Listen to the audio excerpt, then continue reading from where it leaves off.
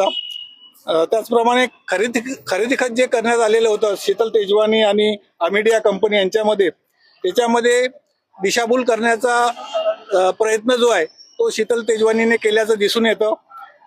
मालक सदरी जे आहेत ते त्यांनी त्यांचं नाव टाकलेलं होतं वतनदारांच्या वतीने। त्याचप्रमाणे सदर मिळकत खरेदी देण्याचा शीतल तेजवानीला कुठल्याही प्रकारचा हक्क व अधिकार नव्हता। ती प्रॉपर्टी जी आहे ती शासनाचीच आहे। त्याचप्रमाणे यातील जे दुसरे सरकारी अधिकारी आहेत येवले आणि दुसरे एक सब रजिस्ट्रार, त्यांना पण शासनाने निलंबित केलेलं आहे।